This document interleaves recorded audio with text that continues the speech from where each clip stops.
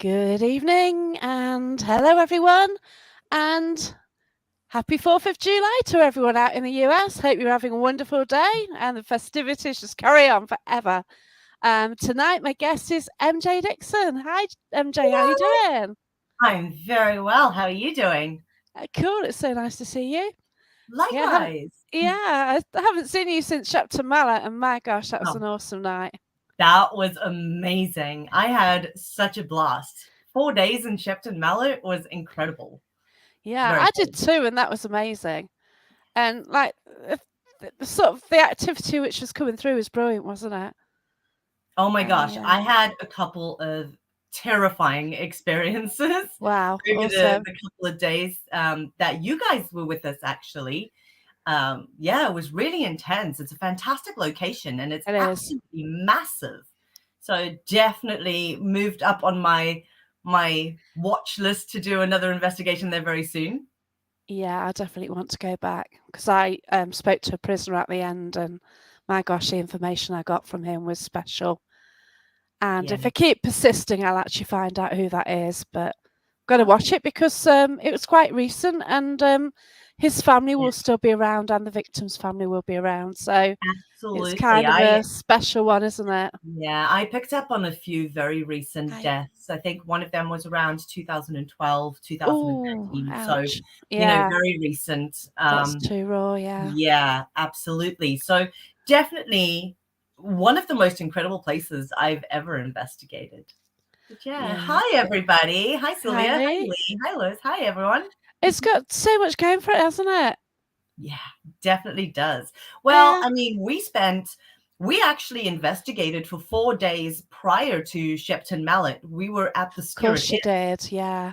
And so we did 4 days with myself, my Sage team, and one of our friends from Holland, Elizabeth, as well as Richard Estep, the author. And we ended up spending 4 nights investigating Skirrid Inn, which was really special. Wow. We had full sentence EVPs. We Oh my actually gosh. did a full bodied apparition on camera. It was amazing. Wow. And then we followed that with the 4 nights at Shepton Mallet. And this was all for Richard Estep's book. And it's coming out, should be this month, maybe next month. We should have the book. Oh, I want it for the Paracon. Oh, I don't know if it'll be ready Oh by then. I no. really hope it is, because I've read some of the first draft and everything that he wrote about the Skirrid. I haven't read anything that he's written about Shepton. I'm a little bit worried, to be fair, because Yeah. Richard records everything. So it doesn't matter, if you're investigating or taking a coffee break, his recorders are running all the time. And if you Yeah. say something inappropriate, it ends up in the book. So you have to be so careful. But yeah, I'm really looking forward to it. It's Spirits Behind Bars. And that's kind of a play on words with behind the pub bar and behind jail bars as well. It's very cool. Yeah. Oh, it is. Yeah, they're both fantastic locations. I've been to both of them with you as well. And we've got Yeah. Karen A. Dolman watching as well. And shit. Karen! Hi, Jane. Hi, Mara. Hi, Nikki. Hi, Eileen. Oh my gosh, thanks for being Yeah. here, Can't guys. wait to see Karen and everyone in, wow, very soon. I know, just over a week, and we are at Coombe Abbey Hotel for Sage Paracon. It is the 5th year. I am Oh so my God. excited. Honestly, this is going to be probably my favorite Sage Paracon, and it's purely because all of our speakers were all of the Sage Paracon fan favorites from every year. I mean, we'd love to have every speaker back, but we couldn't bring all of them. So we've Yeah. picked, well, you guys actually picked your top speakers that you wanted there, and we're bringing them back. So Yeah, it's I'm going to be excited. awesome. Shenanigans. It's fantastic. So I think most of everyone watching, I think, knows you. But if anybody does tune in and doesn't know who MJ Dickson is, can you tell us a little about yourself when you first encountered spirit? Oh my goodness. Okay. Where to start? So I am a 5th generation crazy lady. My entire family are all psychic mediums, all the females in our family. So I've pretty much grown up with the paranormal. And it's funny because I say that and people go, oh, yeah, here's another one. Until they meet my mom and they're like, oh my God, yeah, literally, you have grown up with this. So I wanted to make sure that the voices in my head weren't, me going crazy. And so I started getting into researching the paranormal at quite a young age. And I kind of did it for myself for a really long time. I grew up in South Africa, and it's something you don't really talk about in public. I mean, you'll get No. burnt at the stake in South Africa. You just don't talk about anything witchy or paranormal. And, from there, I started delving into, well, why? How do these things happen? How do they record these voices on TV? And, I wanted to know more about it. So I started investigating over 10 years ago. And yeah, I've been doing it ever since. But I have done television. I was on Paranormal Captured, Most Terrifying Places, but I actually produce television and direct some. So I've worked on loads of shows like Destination Fear, Paranormal Lockdown, Hotel Paranormal, In Search of the Paranormal. I forget all the other shows I've done. Loads, yeah. There's a list. Like, go on Discovery Plus. I've worked on most of them. Oh wow, that's so awesome. Yeah, it's brilliant. Actually, 3 years ago today, I was running around Warwick Castle like an absolute crazy person, filming Oh, Most Terrifying Places. So that was fun. Hi, Joy. that's brilliant. Yeah, because I kind of forget, like, it's Sage Paragon, but it's summer. It's usually I like know. November time, isn't it? I So it's know. like kind of crazy. We always did Sage Paracon at the end of the year, purely because if you look at the convention circuit around the world, most conventions are in the summer. So they start, around April, you'll start having more conventions, and they'll go right through until like August, September. So I was always like, well, there's nothing, because then October's like silly month, Yeah, cool just month. chaos. Yeah. So I thought, you know what, let's do it in November. And we always did a winter Sage Paracon. So this is the first year that we're doing it in summer. I am so confused. I'm not even gonna lie. I'm like, Yeah. it doesn't feel like it. I'm just like, it's like in a week. And it's nice outside. So I'm really confused, but I am thrilled that we're gonna be together with the Sage Tribe, Oh god, it's all gonna be back in so Coombe Abbey. nice. It's gonna be And fantastic. We've just got to a lot meet going on. everyone again. Yes. It's wonderful, isn't it? And you just can't believe that these two years have just flown by, I know. Honestly, the thing is, I filmed like 8 TV shows in Oh my god. 2 years because television could carry on through lockdown. Of course it could, yeah. So we were just nonstop filming. It Wow. was crazy. I was doing, at one point, I was working on Paranormal Captured season 2. We were filming in a couple of weeks for that. I was filming. Oh, sorry, no, it wasn't Paranormal Capture season 2. It was the winter special that we had done at Bodmin Jail and Jamaica Inn.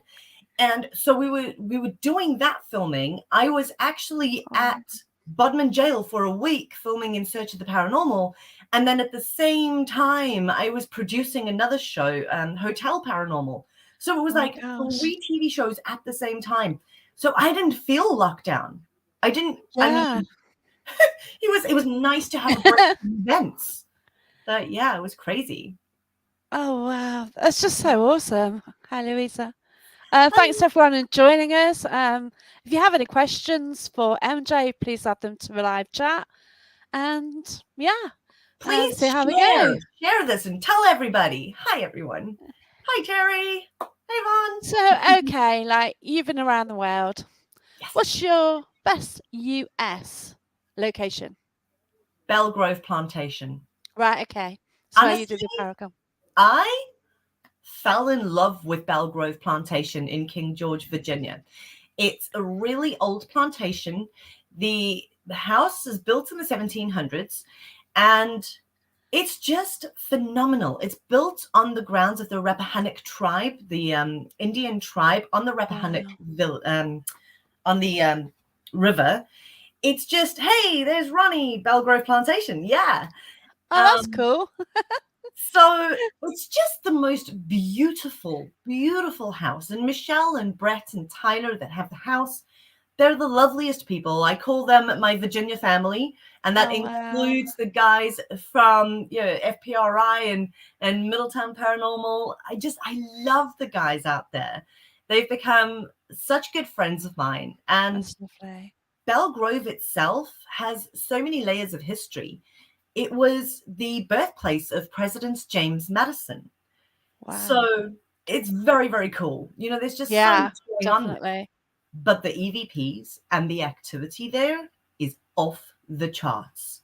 I Wow. have never had a bad experience there. It's a lovely haunting, if you want to put it that way. Okay, yeah. Um, They're all they're friendly. Yeah, it is. It's really funny. They're Yeah. very conversational. Actually, while we were there in May, because I host Sage Paracon USA over there. Yeah. And we had such a fantastic event, but I spent an extra week investigating day and night. And it was absolutely awesome. And I actually have 2 EVPs of a cat meowing. Awesome. It's very cool. Brilliant. Yeah, it was really cute. Oh, that's fantastic. So, any other places in the US you like, Oh man. Oh my gosh. Robert? I just recently did St. Albans Sanitarium while I was Okay. out there. That was really creepy. It was really creepy. It's a very scary sanitarium.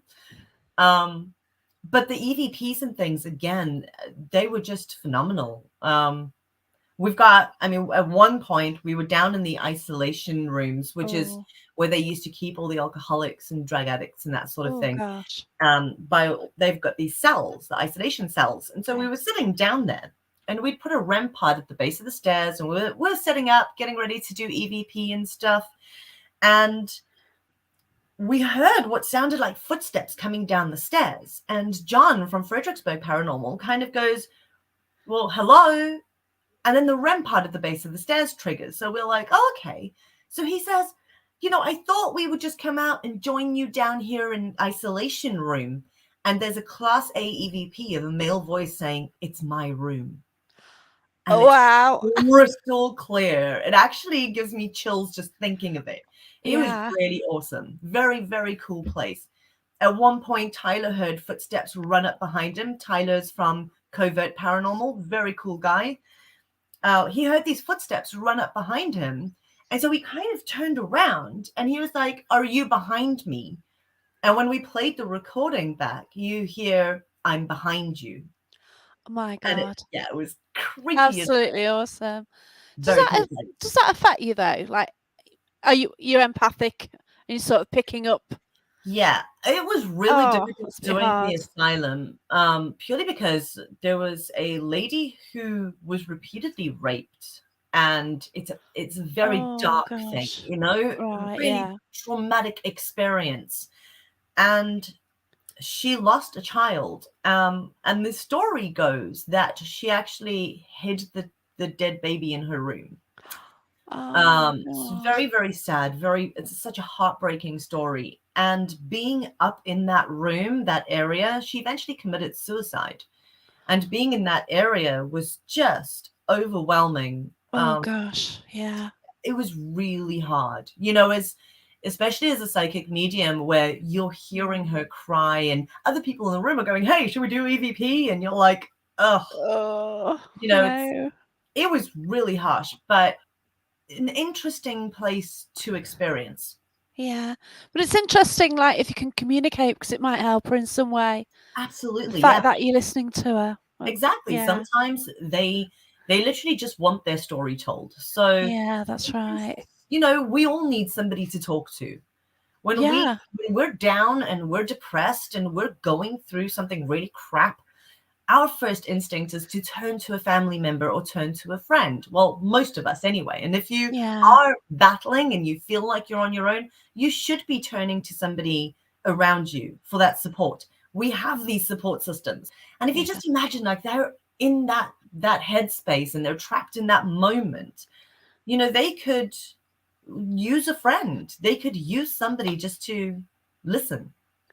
And sometimes that's all they need. Yeah, that's right. Yeah. Oh, it must be an amazing location. So UK wise then, location, what's your favourite? Wow. It's a I hard give one, you top isn't it? five? I give you top five. Top Yeah. five. Is Draco in there? Oh my gosh. Yes, Draco, Oh, hands down in there. Draco yeah. Tunnels will always hold a very special place in my heart. Oh, Jail. I love Bodmin Jail, and Kirsten, who runs the paranormal evenings there, paranormal manageress. Kirsten is just an absolute sweetheart. wow. I have a lot of time for her. She's so good at what she does. And you know, the building responds to her. The jail, it just knows her. And when Yeah. you investigate, then, especially if Kirsten's around, I always have her join us because they're just so familiar with her and she's so lovely. Yeah. So you always get really good activity, really interesting responses. And sometimes they kind of take the mick out of you as well, which is pretty cool. Yeah. Oh my gosh, other locations, the Skirrid Inn. Skirrid, I Oh, have been investigating for over a decade. I love wow. the Skirrid so much. We actually we caught a really cool EVP there with Richard Estep.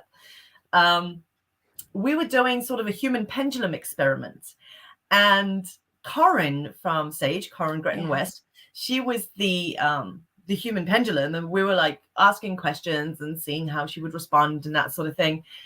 And it was almost like somebody was pacing around us, getting really annoyed, this guy. And I said to Richard, I was like, oh, we're our laughter and everything is really ticking somebody off here. And when we played the recording back, you hear it crystal clear. Thank God my friends act normal. Full sentence. Full sentence. I am not even kidding. It is a full sentence. I'll have Oh to my share it on gosh. social media at some point. But Awesome. you hear, thank God my friends act normal. And then Richard was like, oh, that's one of us because it's that loud. And I Yeah. was like, no one said that. So because he's recording all the time for his book, we grabbed his recorder and we played it back and there was nothing. And the recorders were right next to each other on the table. So it's on my recorder, not on his. And it's Yeah. like we're talking. It is that loud. It's unreal, honestly. Yeah, we did a similar experiment when I was there at Screwed with you. Yeah. Put a few voice recorders down and Yeah. one was picking up and the rest weren't, were they? Yeah. It's But such a great way of doing it as well. And yeah, also it using is. Ouija boards and recorders is great. Yeah, that's Using right. EVP. And the REM pod went crazy in the bathroom that night as well. Yep. It just, Yeah, I thought I it's love that. broken. It's really weird that was. And it's funny because sometimes you will put things in that area and nothing happens. Nothing at all. And that's just how it is. You know, we can't predict these things. Yeah. But Skirid's like really high on my list as well. Warwick Castle. Oh my God, I love Yeah. Warwick Castle. I am Beautiful. there in like 2 weeks. I can't Oh wait. no. And there's like 13, maybe 14 of us. It's a private Awesome. investigation. So Yeah. I'm so excited. I bet. Yeah, because I did work with you as well. And Yeah. I actually captured a photo of something, I Yeah, it believe. was really cool. I remember. I can't. I still haven't ruled it out. Yeah. I still don't know. Mhm. I took 3 photos and one had something on it. What can you do? Yeah, I remember that. It's And very you saw all interesting. the data with it as well, and yeah. Yeah. But hey ho. Oh my gosh. So hi everybody who's just joined. Hey Lee. Hi everyone. It's so difficult choosing. Yeah, you're right, Lee. Like, oh my I gosh. know it's quite a question, isn't it, to ask MJ? So if anyone's got any better questions than that, just add them to the chat. Yes, ask me questions. Terry says, MJ, you have well come out of your shell since Paracon and Derby years ago. Yes. Oh my gosh. Do you know what? That was my first convention that I spoke Oh at. wow. It was my first like proper convention. I'd done small talks, but this was Yeah. like, this is a convention, you know. And I was so nervous. Oh And bless you. I was trying to figure things out, and I was still trying to be like quite quiet in the paranormal field and like suss out the situation. Yeah. And then after that I was like, do you know what? I love that. Like, let's do more. And Yeah. then I traveled the world attending conventions, and Yeah. now I host them. Yeah. It was at Derby Jail, wasn't it? No, it was at the Derby Oh. Conference Centre. Oh, Derby Conference Centre. Terry, it's been Wow. that long since I've seen you. My good Lord. That's a very long time ago. Terry will have to come to Sage. Tickets are Yes. available. Hi, Lynn. Yeah. So, Coombe Abbey, what a location.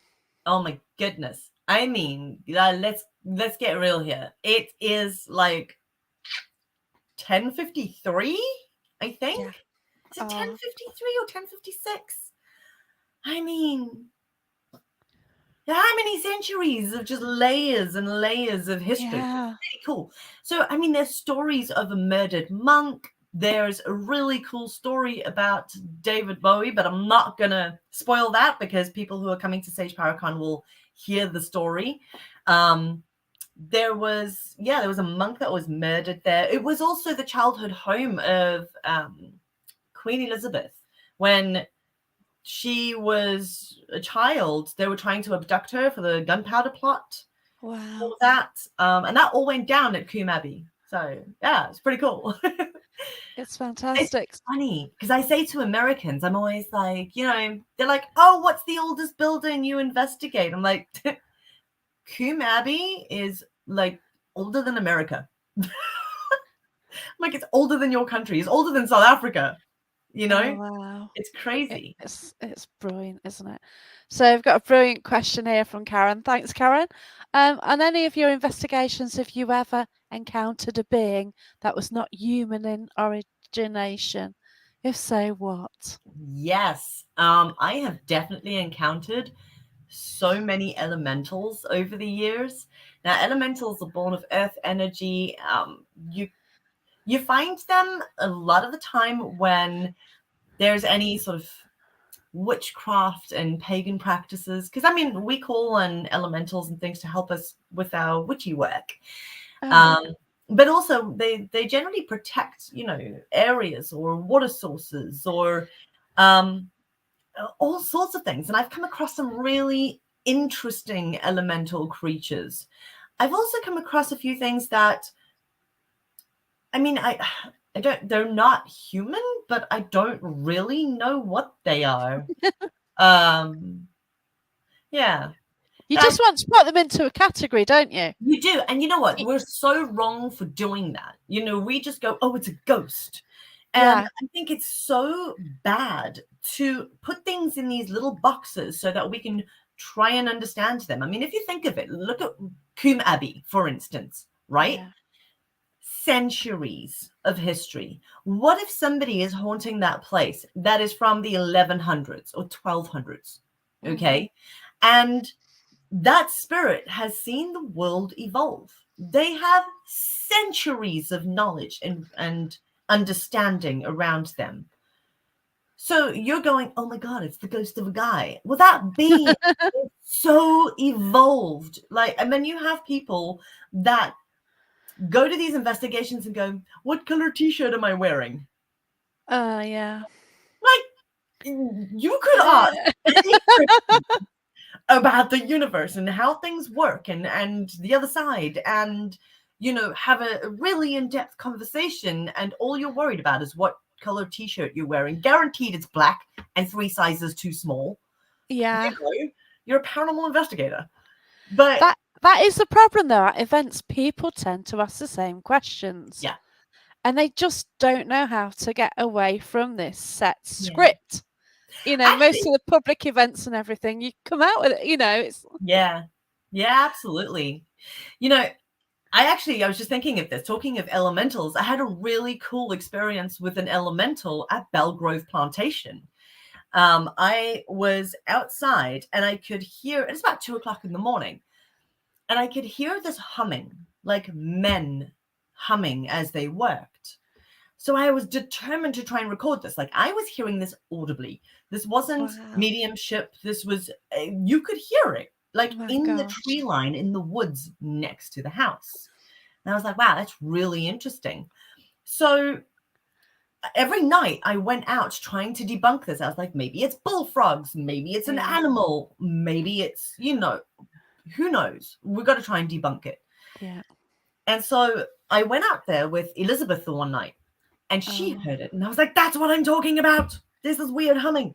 And then Carl heard it on the other evening, and I was just like, oh my God, there's just something weird going on here. So Tyler and I went to the woodline to go and try and debunk this. And I'm standing there, and all of a sudden, I pick up on this weird elemental creature walking towards me, but it walked like right up. And I didn't know Oh what to do. gosh. Kind of Yeah. just stood there and I froze. And I was recording at the time. And I froze and I was like, okay, I don't know how this thing is going to react. So we're just going to take 2 steps backwards. We're going to turn around and walk away very calmly because I don't know how to deal with this one. This is kind of creepy. And yes, Karen, Dogman, the only way to describe it was like this. Oh wow. It almost looked like a werewolf. It's the only way I can describe it. It's the weirdest thing I've ever seen. And so I was stood there and I realized that it couldn't really see properly. Like it relied on smell. It kept sniffing. Oh okay. And I've never come across that. So I was stood there and I was, as I say, recording, and I heard this thing just take a really deep sniff. And I Oh. was like, ew, it's weird. And so I said to Tyler, I was like, let's just back away and walk away. When we played the recording back, you hear it on the recorder. Like Oh, 3 wow. times you hear this, and you hear it like on the recorder, and you hear me go, what the hell was that? Oh, let's just back away. And then you hear us turn and walk, and you hear our 2 sets of footsteps, but then you hear footsteps behind us. Yeah, very cool. All Wow. recorded. I am like, it was Absolutely awesome. awesome. To get it recorded as well. Yeah, I didn't get exactly. anything recorded because I'm so busy like doing something. I A record voice everything now. recorder, I don't know, shout to Mallet, my voice recorder just decided to die on me. For some reason, I don't know what was going on. Oh my He gosh. even had a little old-fashioned dictaphone, the tape one. Even that Oh, was playing up at one stage. But well, yeah, Karen and Alex tried theirs and it wouldn't work at Shepton either. yeah, like I Really got a few fascinating. things out and the batteries are just like not working. It's like pain in the yeah. But hey ho. Got a quick question here. Yes, Did you get any more of a butterscotch drink before you left Belgrove? I did. I got one more shot. One. That's all Did you it wipe shared you with out? me. One. So I need to get more, Ronnie. Sounds So good. Mandy, you had a Yeah, question I thought earlier. got a Yeah. question Cool. here. Have you If ever you had an experience at a location and it was so bad that you could not stay or haven't returned since? good Okay. question. Drakelow Tunnels. Yes. Drakelow Tunnels, my first experience there, scared the hell out of me. It was the first time that something or someone tried to, I don't know, channel through me, but I started blacking out and I don't Oh, remember a lot of it. And that frightened the hell out of me. It made me realize how close something can actually get. We need to protect ourselves more. So it was really terrifying. It took me a good 5-6 years to return to Drakelow Tunnels after that. And then it became like gosh. one of my favorite places because I understood Yeah. what the experience was. I learned from it. I learned better protection. I learned a lot more, obviously researching all the time and with experience. But yeah, it is a shame it's unavailable to investigate it now because that was hands down my favorite place in the world. Yeah. Hey, Tyler. That was terrifying. Absolutely terrifying. Hey, Tyler is here. Tyler from Covert Paranormal and Belgrove Plantation. Hello. Cool. Yeah. So yeah, Draco, it was special, wasn't it? It really was. Really was special. Yeah. And it's just Okay. placed in the Cold War and everything, wasn't it? And car manufacturers and Yeah. I So don't know. It was built in the 1940s, and it was a shadow factory for them to continue manufacturing airplanes and trucks and all sorts of things. And in case they were bombed, they could continue the manufacturing.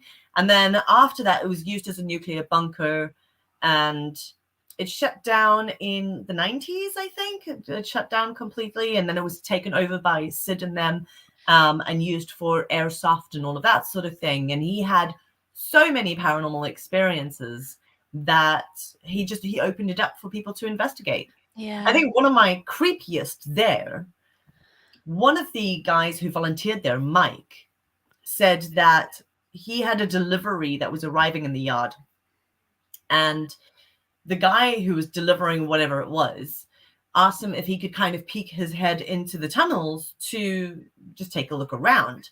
And Mike was like, yeah, the beginning of the tunnel's got a little bit of light where the doors open, so just don't wander off because you'll get lost. And a few minutes later, the guy came out and he was like, oh, it's really, really cool. Is that your daughter? And Mike went, what do you mean? He goes, the little girl sitting on the chair by the entrance. Is that your Oh my daughter? God. And he was like, there's no kids here. So I'd heard that story and I was like, ew, nope. Like, I don't like kids, dead or alive. Yeah. I don't like children. Anyone that knows me knows that. Yeah, I'm not good in that way. I'm not child friendly.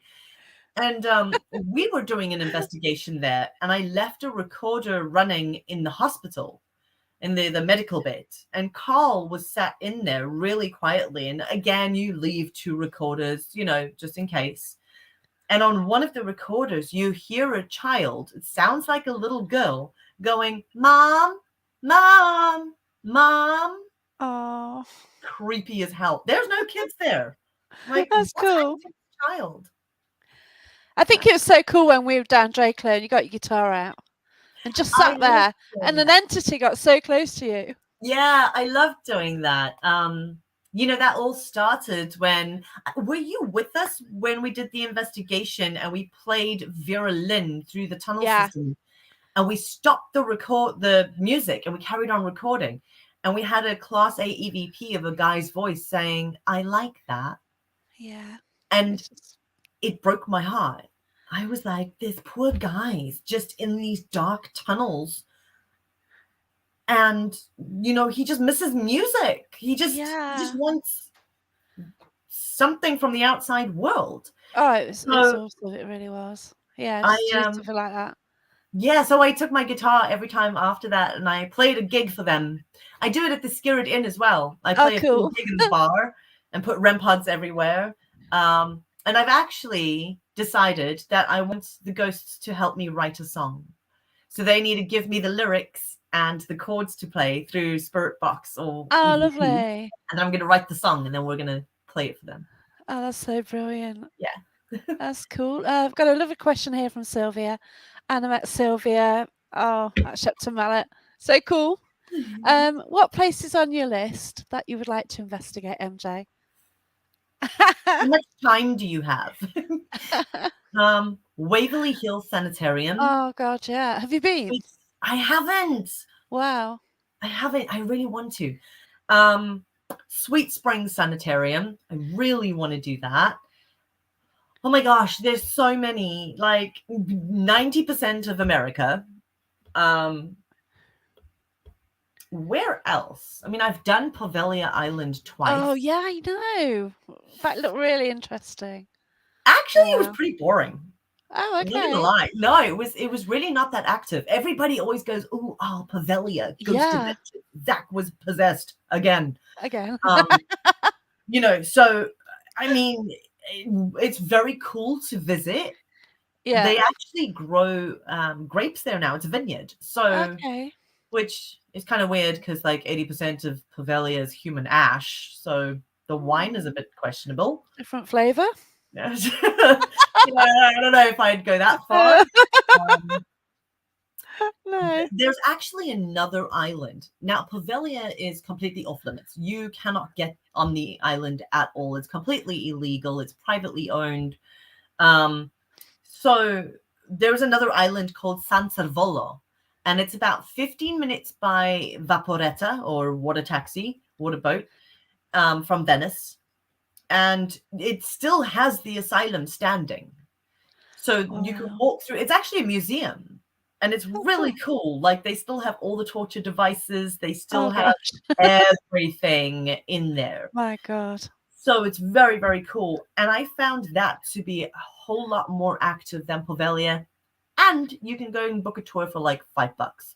Yeah, that's it. Getting on Yeah. the island must be hell. Yeah. Yeah. Well, yeah, you organised it, so yeah, you know. Yeah. That was not easy. It took me like 2 years to be able to get on there. And Oh my then that gosh. was still Yeah. like pretty questionable as well. Oh, bless you. I've got a question here then from Okay. Robert Bradley. Have you I ever love ran it. across occult books that were haunted and had spirits attached to them? Yes, actually, I have. Not one that I've owned personally. A friend of mine had a very witchy grimoire, and it was very haunted. I actually have a haunted Bible, which you would Oh, never wow. think. Yeah. Yeah, I have an old Victorian prayer book that has some funky energy. It's really weird. Every time a psychic medium goes near it, they hear counting like 1, 2, 3, 4, 5, 6, 7, 8, 9, 10. 1, 2, 3, 4, 5, 6, Oh, 7, 8, 9, wow. 10. We don't know what it is. And I've done some EVP work with it. I've done, so many different experiments with SLS and all sorts, and thermal cameras and all sorts of things. And I never really get much. But we took it to Bodmin jail. That was probably a bad idea. Um, it's the fastest I've ever seen a REM pod drain from full battery. Oh, It my went gosh. mental. It sounded like it was going to explode, and it just drained the whole battery literally in 5 minutes. Oh, my gosh. Um, and we had some really weird EVPs from that. Yeah, I don't think Oh, the Bible liked being in the jail. yeah. Yeah, That's very weird. interesting. Yeah, Okay, Andy then. Andy wants to know, have you ever had a spirit latch on to you or follow you around a venue? plenty. Yeah, actually, I've had that happen a few times.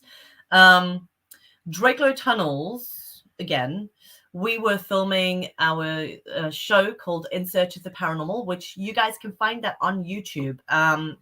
We spent a week in each location filming, and we broke it down into 4 episodes. So it was, a full on week of doing reenactments for the history and interviews during the day and investigating at night. And so when you're on camera the whole time, like you need a little makeup hair station. So we set up a tent inside Drakelow Tunnels in the entrance. Oh gosh. And I had a little table in there with a little round mirror that big. It's got a plastic frame around it.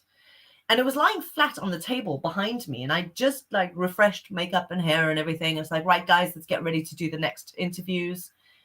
And I was sat there having a cup of coffee. No one was moving. And this mirror launched off the table and hit me in my back. And I was like, Okay. what the hell?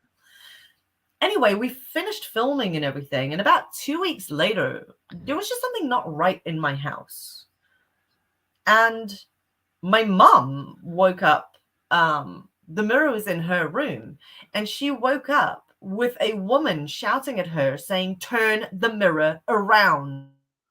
Okay. She woke up and she was like, what? And she heard it again. And so she got up and she turned the mirror around and went back to sleep. And that was it. That was just, it was really weird. So I was like, crap, does that mean I've got a haunted mirror now? It was really, really weird. But I did a private house cleansing once. I don't really do a lot of private cases, but this one was down the road from my house. Okay. There were kids involved and they were really terrified. Oh, And I thought, let's just go and help them out. And I'd done the cleansing. Turns out the house was built on the grounds of an old insane asylum.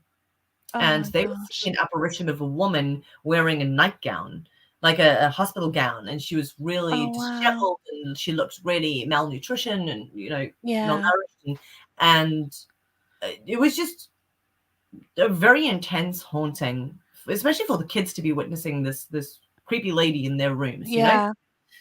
And so we did the house cleansing and I got home and I just felt like this sludge, this horrible energy. And I went and I took a nice cleansing shower, salts and everything as well, and cleansed everything up. And I got out the shower and I was in my bedroom busy getting dressed, and I felt my neck start burning really badly, and I had a full human bite mark on my neck. Oh Like you God. could see each individual tooth mark. I actually have photos of it somewhere. You could see each and every tooth mark on my neck. And then my laptop was open, but it was off. And I caught a glimpse of this apparition of the woman in the hospital gown standing in my bedroom doorway in the reflection. Oh wow. So I had to cleanse my house and try and get. Yeah, definitely. Oh gosh. Don't So, want but her in your house. No this is way. why you cleanse yourself with salts and sage. Yeah, you've got a good way about how to tell people to protect themselves. I love that. It's so cool. And I'm naughty half the time. I'm really bad at doing anything like this. Look, I always tell people. So It's most cool. people go, you know, I can't envision a white bubble of light around myself. I found it really hard to envision that, and I don't really understand it. Well, if you think about it, you imagining a white light, that's not what's protecting you. It's you're putting out that energy of this is my space, back off. And I tell people if you can't envision a white light, well, then think of a glow in the dark condom. No, Describe. because it's funny. It is hilarious. Yeah. So, like glow in the dark condom all the way down. And the reason I say that is because when you're closing your eyes and you're imagining a condom going over your body, over your head, and it's glowing, it's so funny that you raise your vibration. Everybody starts giggling. And I tell people, like, you won't have a one night stand without a condom because you don't know what you're going to get. Yeah, that's Yeah, it. pick up an STD or something. So why would you go into a haunted location when you don't know if something's going to attach? It's like a psychic STD, I know. you know? So Yeah, I need to protect protection myself. on. I got strip searched on my way to Virginia to Belgrove Plantation the Oh first time I went God. over. And I was doing a talk about psychic protection and that sort of thing.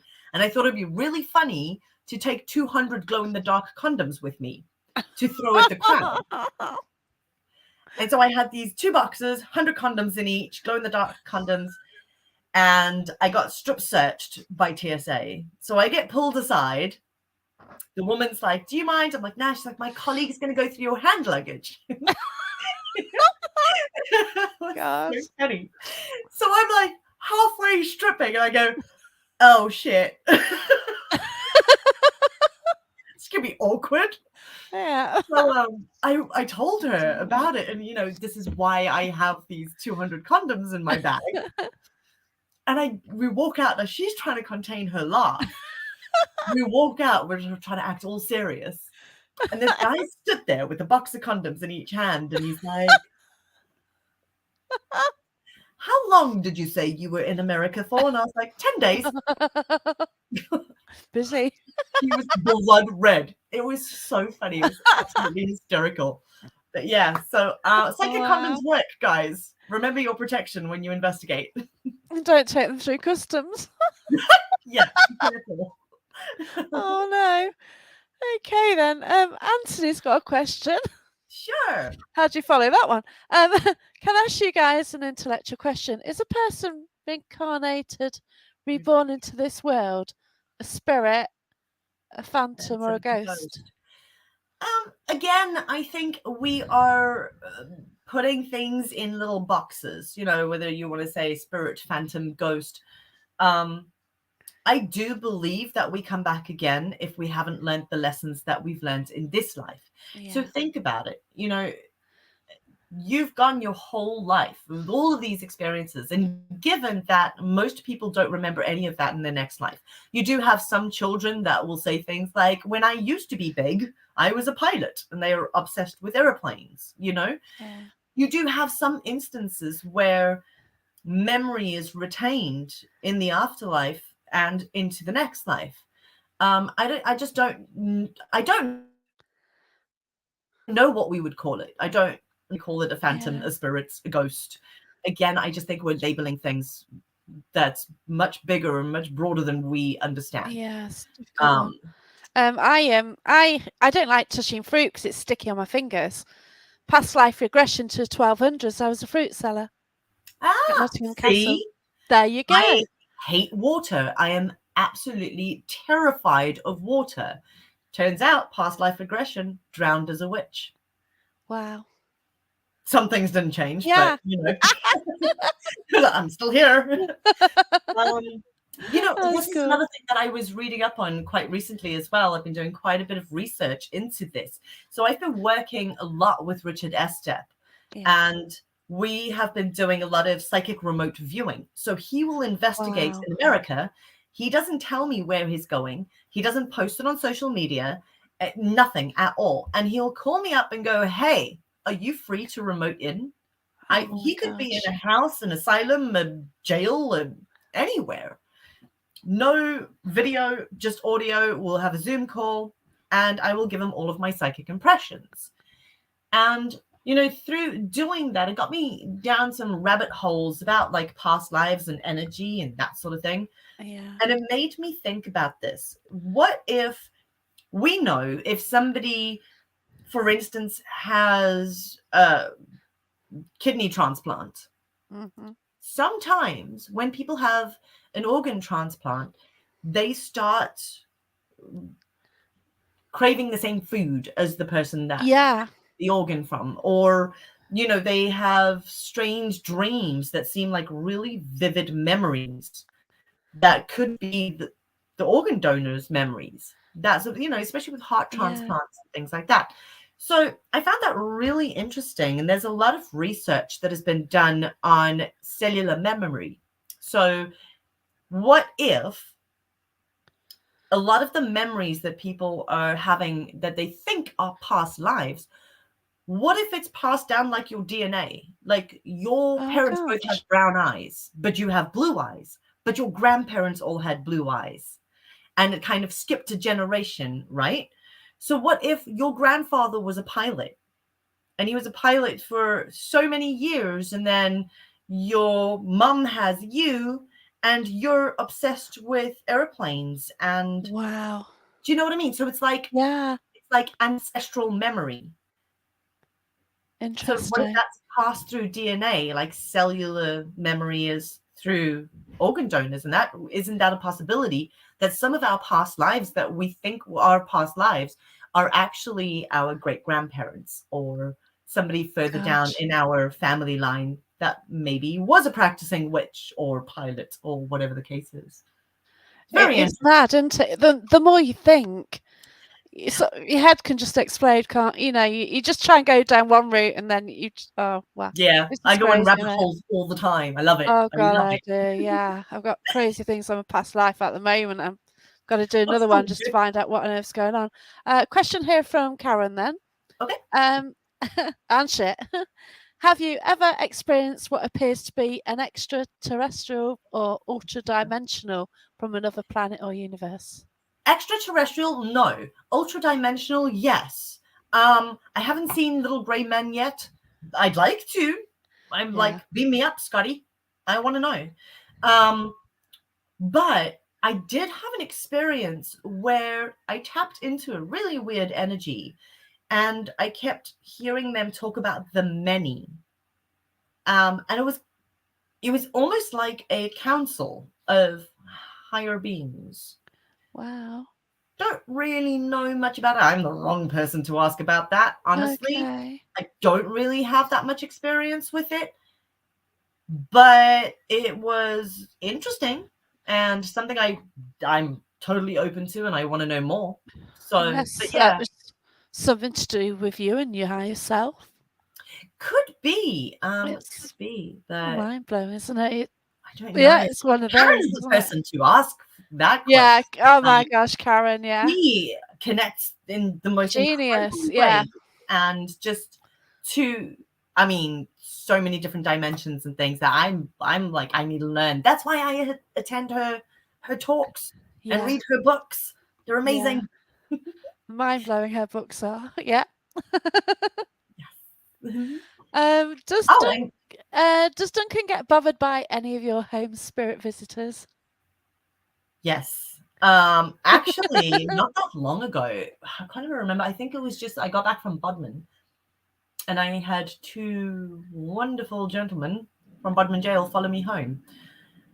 Um, it was a little bit iffy in our house for a while, and Duncan, he's a skeptical believer, right? He has Yeah. experienced so many things with me and in our house that he can't deny that there's something else going on, but it takes a hell of a lot for him to go, well, yeah, that's weird.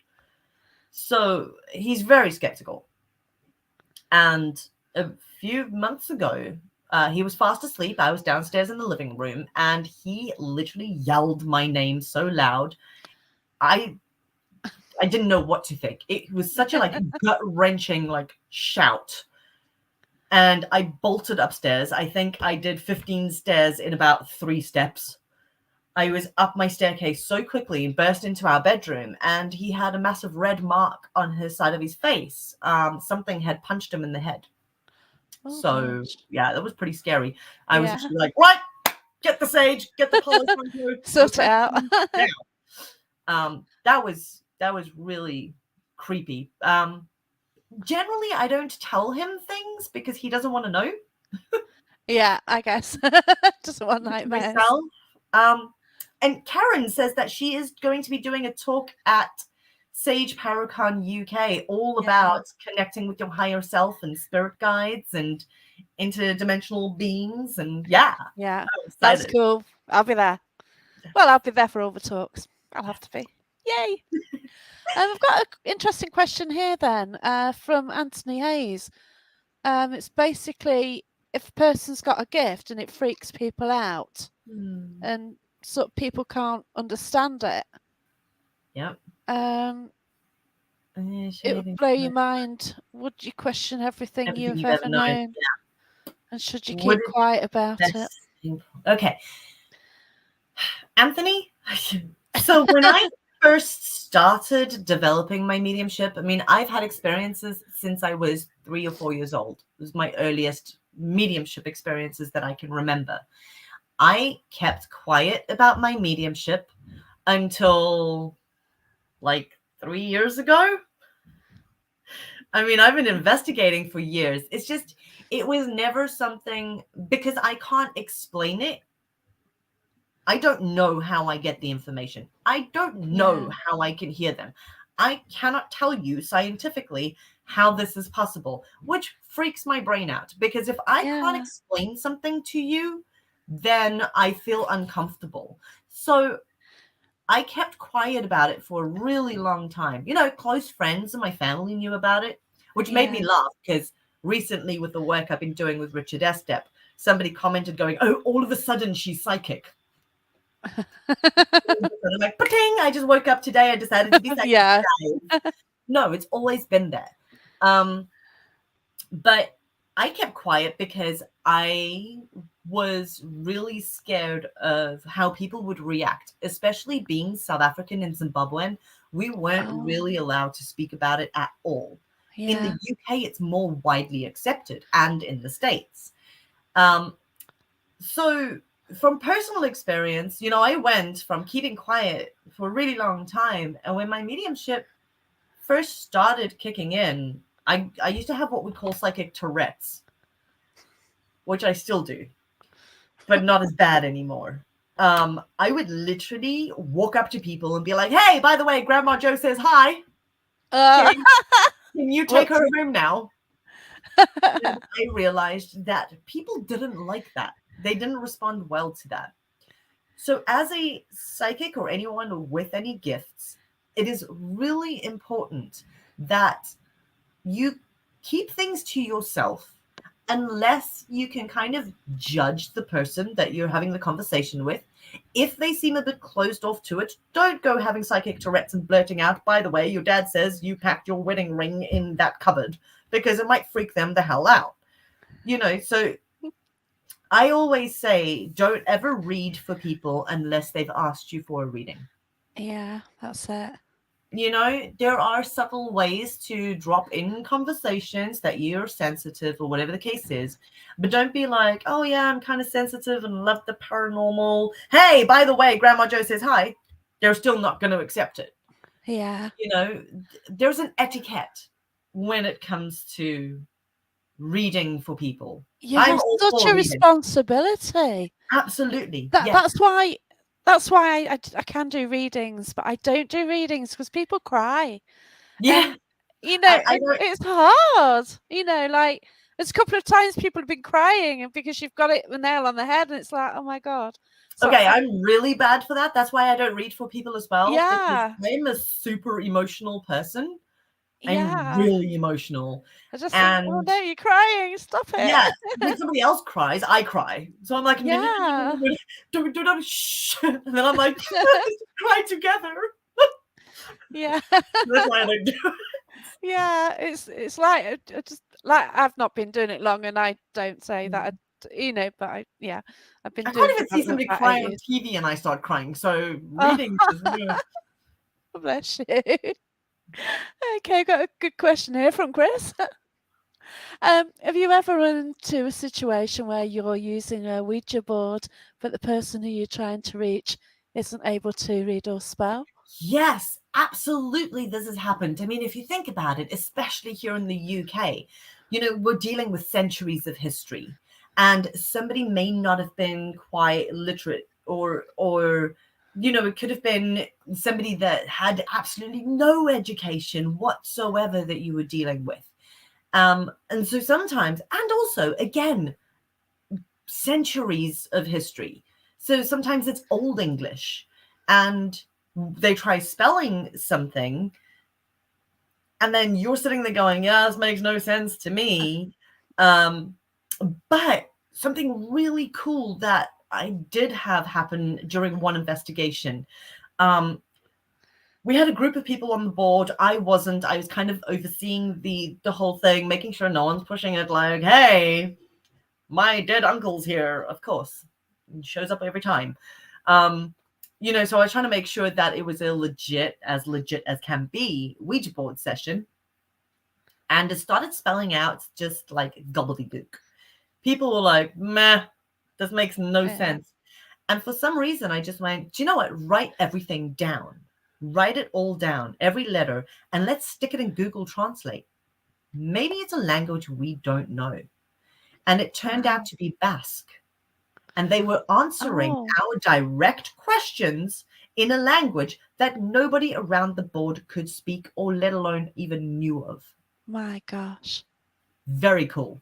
So That's genius thinking about Googling it. Yeah. yeah. Never discount anything. When you start Yeah. getting letters that come through and you don't understand it, it could be, you know, that there's a different language coming through. It could be that it's somebody who maybe can't spell very well. And it happens quite a bit. So Yeah. always just take that into consideration.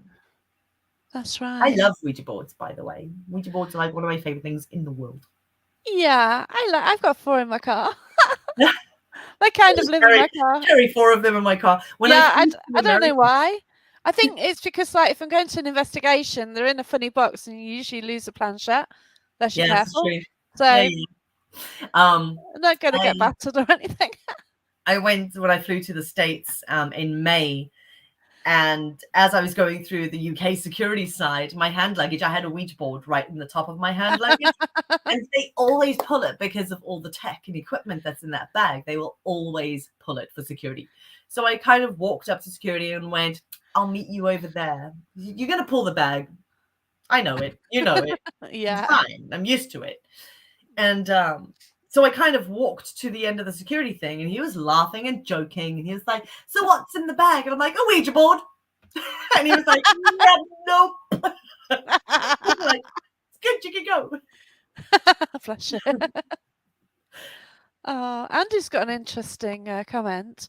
He says, if some of us are able to be a medium or sensitive, why we never encourage the children to develop that path? So, I mean, that is also a very cultural thing, and it's also a very religious thing. So, I look at growing up in South Africa, right? Super, super Christian, super Christian. The Wow. whole country is very strong in their faith, and I think that's beautiful. Yeah. But they do not like anything paranormal or anything to do with mediumship. Like, you do not mention it, especially when I was a child. You know, my mom kept on like, shh, don't tell the kids at school because you know, crazy person. You know, you don't want to get in trouble. And it's very much a cultural thing and a religious thing. You know, it was seen as a sin to communicate with the dead. You know, people will bring up the Bible all the time. Like, oh, you shouldn't seek out mediums and seers. Yeah. But the entire damn Bible is prophetic. Anyway, just saying. And it's Um, about a spirit. yeah. The Holy The Father, Spirit. the Son, and the Yeah. Hey. just saying. Um, so you know, we're not encouraged as children purely because if you come from a religious household and it is seen as against your religion in any way, you know, it's suppressed. Cultural differences, like I say, South Africa as a culture, as a country, is very much against all of that. And it's a superstitious thing as well. South Yeah. Africans are exceptionally superstitious people. So growing up in that kind of household, it would be shunned. You know, if you were a kid and you were seeing spirits, it would be, well, there's no such thing as imaginary friends. It's all in your head. There is nothing. Mm. It doesn't exist. And it's kind of blanked straight away. Children who remember past lives, it's kind of like, yeah, that's a great story. Oh, that's nice. And it's pushed Mm. away, especially because parents don't understand. Whereas in my household, I'm fifth generation. There's a whole lot of crazy. You know, so it was embraced. I Yeah. could go to my mom and go, hey, by the way, there's a dead dude walking down the passageway. And she would be like, oh, it's probably a spirit guide. What did it look like? Mm. So for me, even though the country that I grew up in, I had to suppress all of that. But in our household, behind closed doors, it was completely open. And it still Yeah. is throughout my entire family. We're all a bunch of crazy people. God bless you. Do you and your mum speak to the same spirit where you are now? Sometimes, Yeah. yeah. Sometimes little things will happen and we pick up on the same stuff. So usually when my dad's around, you'll smell cigarette smoke in the house. Oh, lovely. And no one smokes in the house. Yeah. So there's no other explanation, but we always associate that with my dad. Yeah. So, you know, I'll be sitting in the living room and I get this whiff of cigarette smoke and I'm like, oh, dad's here. And my mum walked downstairs and go, do you know, thought I felt your dad around earlier. And I'm like, okay. um, Oh, yes, my mom she picks up a lot of family stuff, a lot of oh, family. lovely. Yeah. Yeah. That it's nice though, isn't it, to know that your family are around you Yes. as You know, well. we never have to say goodbye. We only have to say goodnight. That's why I do this. Yeah. You know, our hope is that we can establish some connection to the other side that is a more permanent connection, some way of knowing that whoever we're having a conversation with is genuinely that person and not someone Yes. messing with us, you know? I mean, that's the whole point, isn't it? Is to Yeah. never have to say goodbye to our loved ones, to be able to That's pick up a right. device that, you know, Thomas Edison was working on back in the 1920s, Yeah. the spirit communicator that he was working on, to be able to pick up a device and like a phone and just call the other side and be like, hey, Dad, how Oh, are you wow. doing? Yeah. You know, that's, well, Yeah. that's for me anyway. I guess I can do that with cat balls. They Yeah, flash and it's my dad, and I pick up the energy of my dad as well. I yeah, kind of get a certain giddiness when he comes through, and yeah. Oh, that's it's lovely. quite sweet, really. You Yeah. know, and I can ask a question, and it will flash before I actually finish Ah, asking.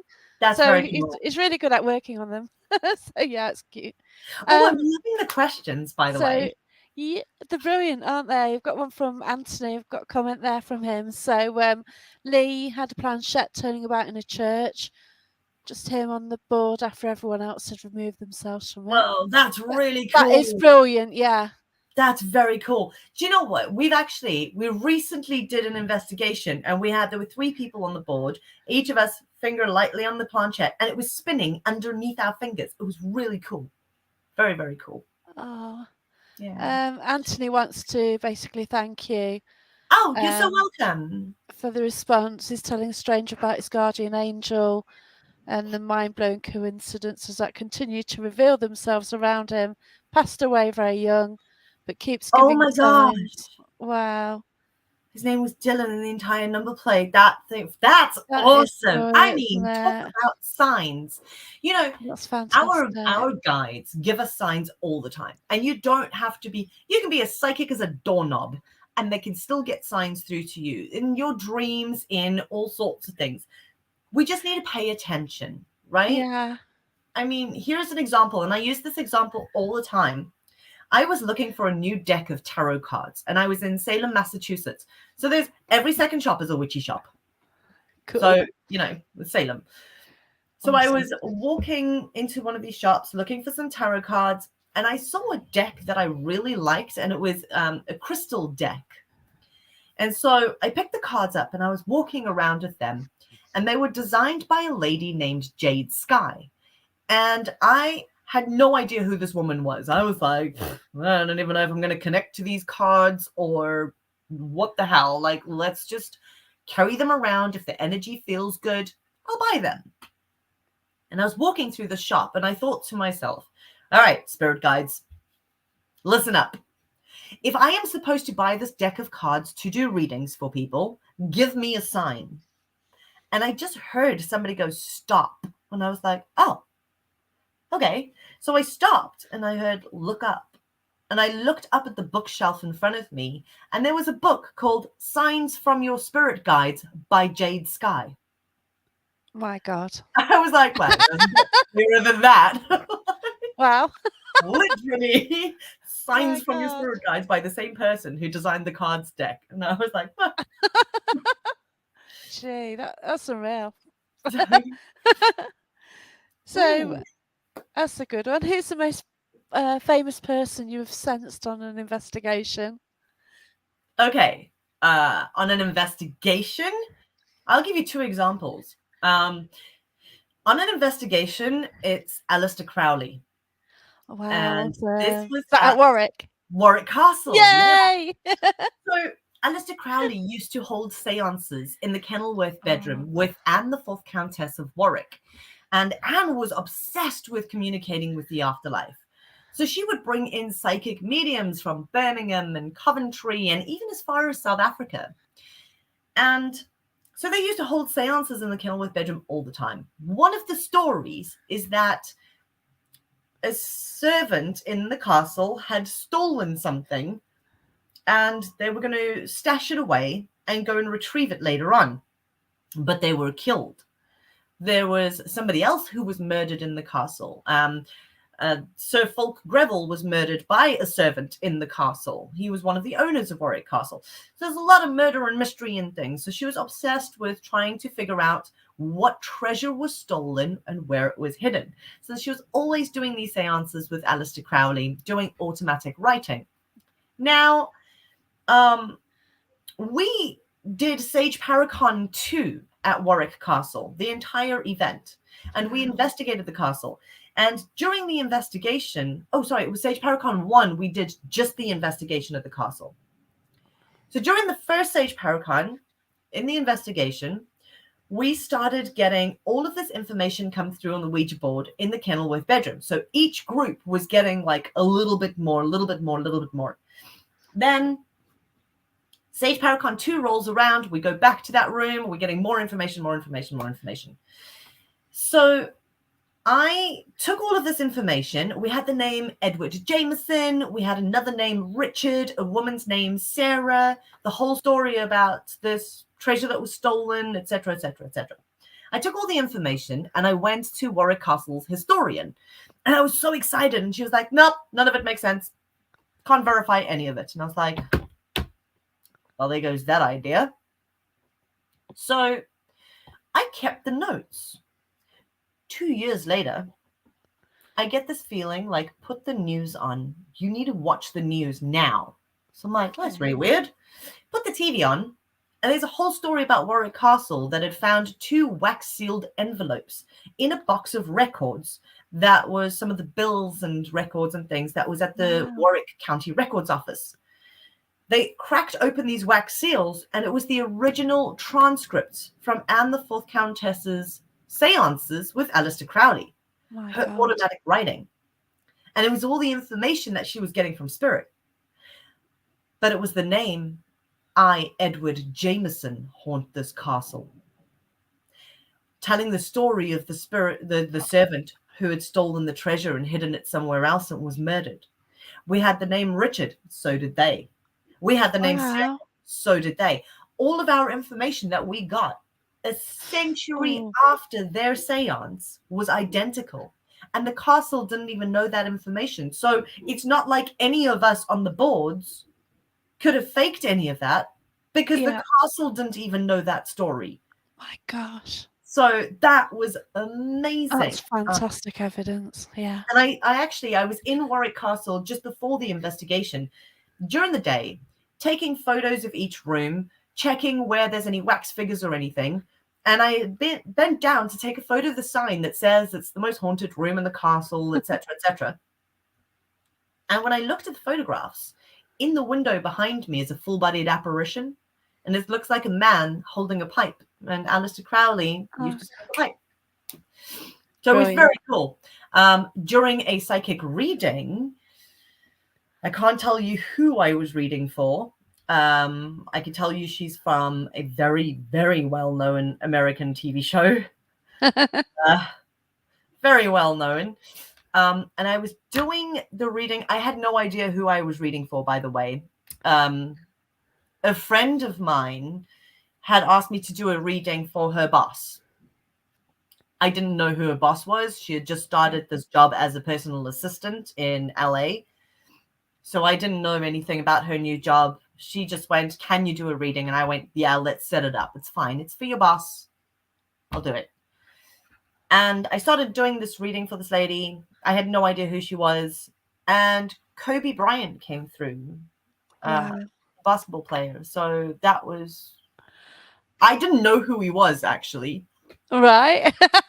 Okay. I was like, who's this guy? And everyone was freaking out. And I was like, yeah, some basketball player or something. Wow. Yeah. Blimey. That was very cool. Oh, that's brilliant. Okay. So the Paracon then. Yes. Yay. About the Paracon. So do you want to tell people about it? How they can get tickets, what's available? Absolutely. So Sage Paracon is my baby. It's my paranormal convention that I host in England and in America every year. So it is a 4-day event. You can come for 4 days, 3 days, 2 days, or just a day. It's completely up to you. But let's start with the whole what's going on for 4 days at Coombe Abbey. Thursday, we have a paranormal investigation of Coombe Abbey, which is amazing. It is. I love that place, and it's so active. Yeah. So we split into groups, and we have the speakers situated in 6 different areas of Coombe Abbey. So you get to investigate with each of our speakers, and they get to pass on some of their knowledge. For instance, Karen has been using a Ouija board for over 50 years. That woman is like the Ouija board goddess, and she gets to teach you really cool experiments and things and how to use boards properly. Yeah, she taught me. Yeah, she's amazing. Yeah, because I'd sit there with my finger on the board. It's not moving. Right? Yeah, so you're that tense. Yeah, exactly. Yeah. And there's a lot of little things that people don't know. So you get to learn these really cool investigation techniques. Our job as speakers at the event is to teach you as much as we possibly can for you to use on your investigations. And we learn from you guys too, So yeah, Karen will be there again, helping everyone get going with the Ouija board. We'll do EVP sessions, because that's my thing. I do EVP. Yeah. We'll do spirit communication with spirit boxes and ITC stuff. We're going to do loads of different experiments. Okay? So that's Thursday night. We investigate from 7 p.m. till 3 a.m. It's a long one. Wow. Awesome. Then on Friday night, we have our VIP dinner. It is a 3-course sit-down meal, but the theme is Ghostly Great Gatsby. So 1920s Prohibition speakeasy. Everybody's getting dressed up. And we have a full speakeasy ghostly theater production that happens all the way around us. We've changed it. It's Oh, not a medieval wow. banquet.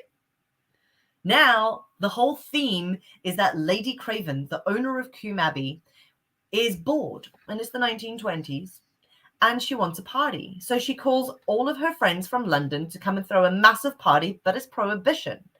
So we have to watch out for the police raiding and really cool things. There's going to be a really cool Yay. theater production that happens while you have your dinner. It's super fun. We get dressed up, we sing songs, we drink beer, we drink wine. Who knows where the rest of the evening goes? There might be some beer pong or something involved. And then Saturday all day, we have fantastic speakers.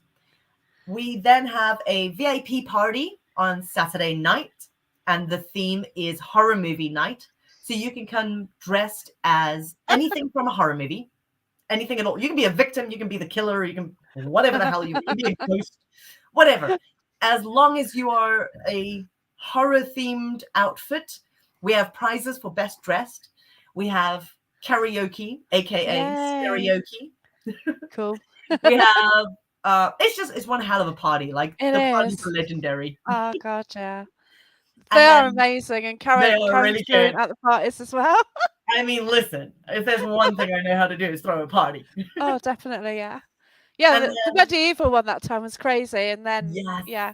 And then we had the Oh, party afterwards as well. We had the Voodoo and the Bayou Bash the yeah, last time. that was cool, yeah. That was With cool. Bloody Mary as well, doing the Yeah, sort of Voodoo opening sort of Queen. ritual. Yeah, Yep. that was awesome. We opened it with a voodoo ritual the last time. Yeah. We do have something very special that we're doing to open this year's Sage Paracon party. Ooh. It's a surprise. So, yes, you're going to have to be there to see it. And then Sunday all day we have talks again. And then Sunday night we kind of all chill out and hang out and have a drink and, talk about everything. Yeah. It's great. You know what? It's fantastic. So let's talk about the speakers. I want to introduce you to our Sage Paracon speakers. I got to remember everybody now. Okay. So the lovely Karen A. Dullman will be teaching you everything to do with connecting with your higher self and spirit guides and all those lovely Ouija things. Then we have Richard Estep, who is going to be talking to you about persistent evil, serial killer spirits. Wow. From his investigations, any of the serial killers that he has dealt with. Then we have John Kozik. John is one of the directors of the Talking Board Historical Society. So is Karen Delman, by the way. So if you don't know who the Talking Board Historical Society are, please go check them out. Go to tbhs.org and you'll find out all the information. They are amazing. And we then have John talking about the Ouija board and some like cool stories and things to do with like Ouija murders and all sorts of cool stuff. Then we have who have we got next? Corinne Gretton West. Corinne is known as the paranormal photographer. So she's going to do a talk about photography within your paranormal investigation. Because there's so many people that still take photos of dust and orbs and see grandma's face in dust. So it is a little bit more about, how cameras reflect light and that sort of thing. And just the history of paranormal photography, spirit photography. People have been doing it since Mary Lincoln had that photo taken with, Abraham Lincoln behind her. That was all double exposure and whatnot. So she's got a very cool talk about that. Then we have Greg Lawson. Greg Lawson is the paranormal detective. He is actually in law enforcement. He is a detective. He's been in law enforcement for decades. And He is going to be teaching us some more about, cold case techniques and how to explore all things paranormal from the perspective of a detective, basically. Yeah, he has some really, really cool ways of looking at things that you would never expect. And, how to evaluate evidence is not always what you think. He has some really good stories to tell. He's a phenomenal storyteller and author. Highly recommend his talk as well. Who else we got? We have Russell Edwards. Russell Edwards is a wonderful, wonderful man who has dedicated years of his life to naming Jack the Ripper. Wow. Now, he is one of the very few people who actually own a shawl that was owned by one of Jack the Ripper's victims. My God. He took that shawl and did DNA testing, and through DNA, he is able to identify both victim and killer. So he has cracked the case of Jack the Ripper Oh, using awesome. DNA. And he's going to tell you guys all about how he did it and his whole journey. And it's the most phenomenal story.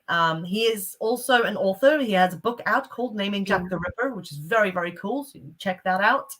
Then, my gosh, Nikki Folsom. Nikki Folsom is just the sweetest person you've ever met in your entire life. She's a big ball of energy, much like Karen Dahlman, and, which is going to be bad because now it's like energy times 2. And shit. So Nikki is an author. She has been investigating the paranormal and researching it for several years. She's just written her second book called Conflicted Reality, which she is going to be talking to us about. And it also includes things like fairies and elementals. It's a very different side of the paranormal that we very rarely touch on. I'm getting tongue-tied. Who else? Jeff Belanger. Oh my gosh.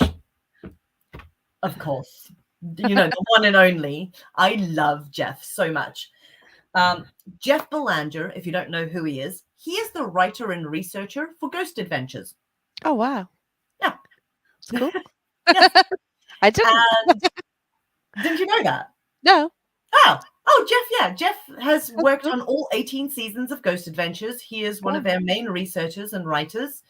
And he also has a podcast, award-winning podcast called New England Podcast. We call him Beetle Jeff because if you say his name 3 times, he sometimes just randomly appears. Try that for a few drinks. Beetle Jeff. So, yeah, Jeff is going to be talking to us about the devil, the history of the devil and demons. Interesting. It's a very controversial talk, but it's going to be good. I'm looking forward to it. He did a talk about the devil in New England, and this is kind of like a follow-on from that. So it's going to be quite interesting. Oh my goodness, who else do we have? Who am I missing? Richard? No, I said Richard.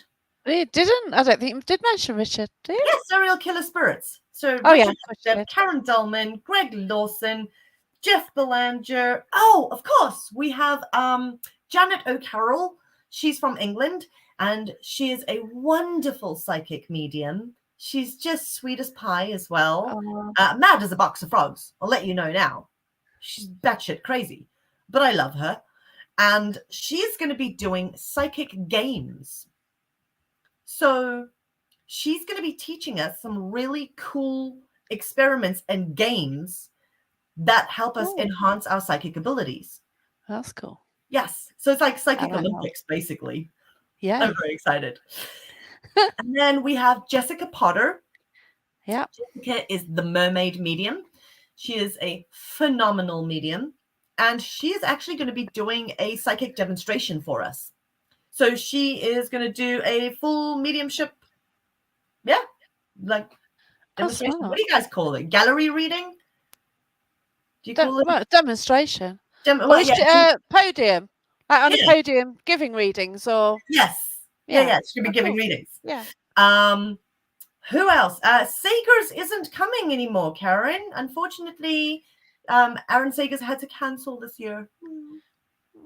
Boo. Yes. So, oh my goodness. Who else? Karen, Jeff, Greg, Richard, Jessica, Nikki, me, Corin, Russell. I'm missing people. Who am I missing? I'm looking. I can't. This is awful. My brain is like, Well, what? there's so many guests. I'm All pretty sure I awesome. said everybody. Um, Carl will be there, but Carl's not doing a talk. Oh, myself and Richard Estep are actually going to do a talk together as well. oh, So cool. we are going to do a talk about our psychic remote viewing experiments, and we've got some video and photos and things to show you guys as well. Do you know what? I'm pretty sure I've mentioned everybody. Who am I? You have. I Yes, have. you have. I have. Yes. Well done. 10 out of 10. You Well, did it. You did it's it. I We're just can't. checking. So many Yeah. people. I've got so much on my plate at the moment. I can't Oh, remember. bless you. So, guys, it is a very full-on weekend, right? There's talks, there's vendors. So all the speakers are going to be selling their books, their t-shirts, I'm going to have my Sage Witchwork stuff there as well. There's photography booths, there's crazy karaoke, there's mad outfits and costumes, and there'll be popcorn, there'll be drinks, Oh, it popcorn. is fun. So come and hang out with us. You can get tickets for the day. It's £65 for Sunday. £85 for Saturday, which includes the VIP party. Or you can come Saturday and Sunday for £150.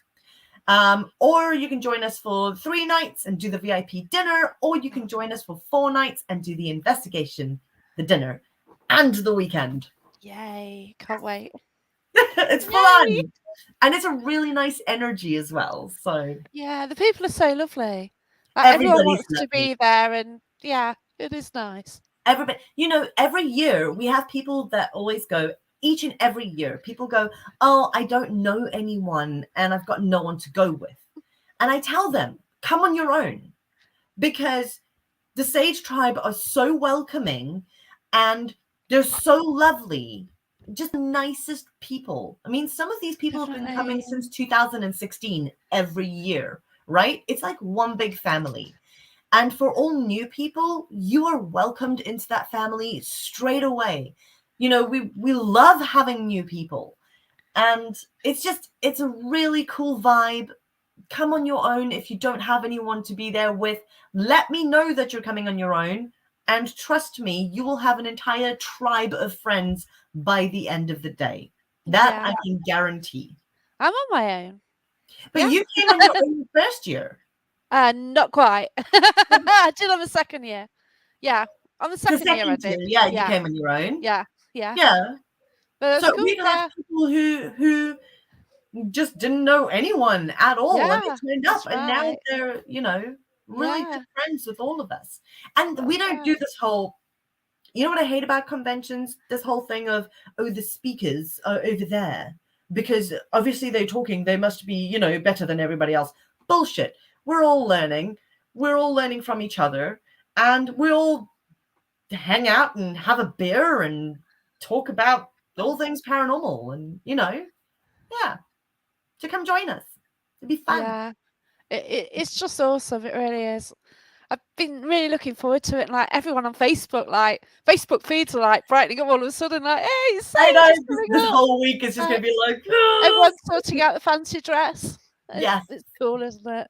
I'm really excited about my horror outfit. Oh my gosh, I've just gone a bit. I could just go as the woman from The Ring, but because let's face it, we're pretty much there. my curtain.